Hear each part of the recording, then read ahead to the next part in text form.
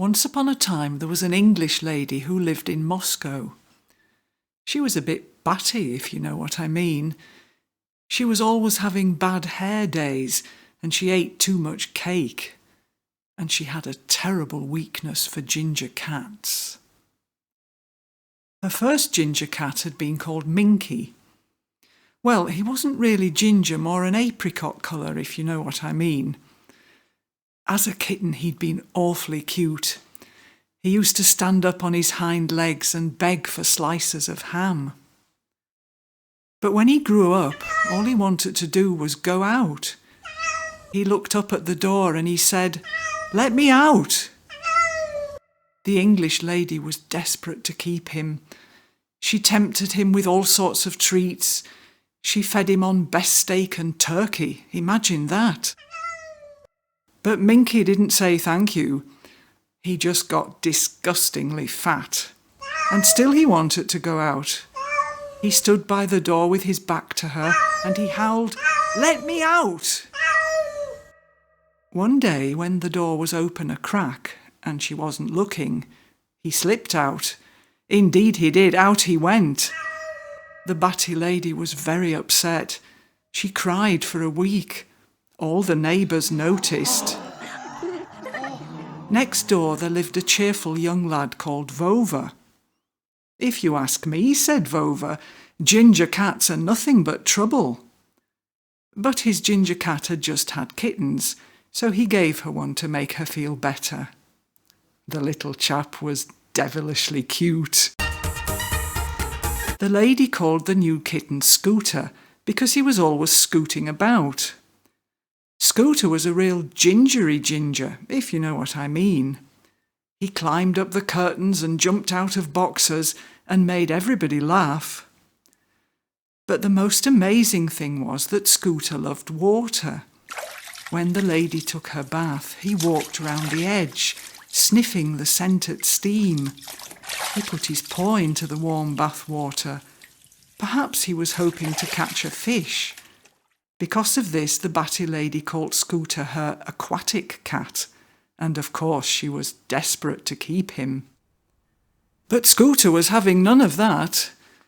While the lady was reading, he jumped out of the window and ran away.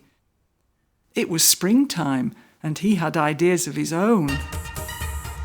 Now the batty lady was really upset. She cried for a fortnight. All the neighbours noticed. "I told you ginger cats were nothing but trouble," said Vova. Unfortunately, he didn't have another ginger kitten to give her. After 2 weeks, the English lady dried her eyes and decided to be brave. She would try to live without a cat from now on. She tidied up the kitchen, although she did keep her cat calendar. Life was not the same without a cat, you know what I mean. Then things got seriously bad. One night the lady couldn't sleep. She got out of bed to get a glass of water. In the kitchen she saw a rat, there, bold as brass, running across the floor from the cupboard to the fridge. She would have to do something about that.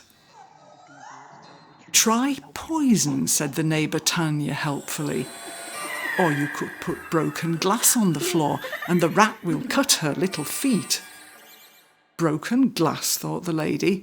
She might be batty, but she wasn't bonkers. The only answer was to get another cat. It was at this moment that a little black kitten unexpectedly entered her life. He was all black, black as the ace of spades. He stood on the Turkish carpet asking to be loved. She called him Blackjack, or Jack for short, and she felt he would be lucky. When he was tiny, he was awfully cute. He would chase balls of wool or playfully jump out at her from under the bed. She called him her dancing panther, and of course she hoped to keep him. But with Jack things would be different, she decided. If he really wanted to be free, she wouldn't stop him. She deliberately left the door open for him, but he showed no interest in going out. "Come on, Jack, let's go out," she said one spring day. and she carried him in her arms to the woods. "Look at the birds, look at the flowers," she said. But it seemed Jack did not want to venture outdoors. In fact, he meowed until she took him home again. It turned out that Jack was a stay-at-home cat.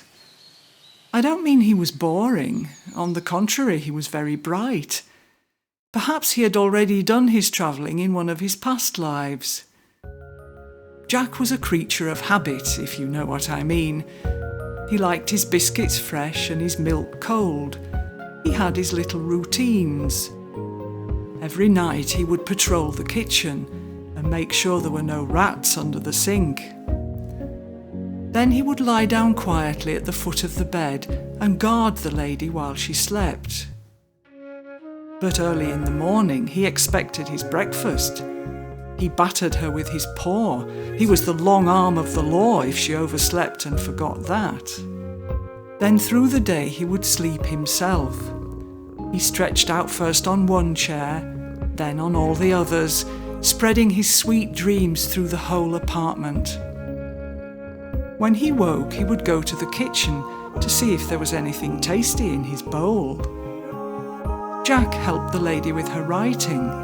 When she sat at the computer, he jumped up onto her knee and tapped on the keyboard with his paws.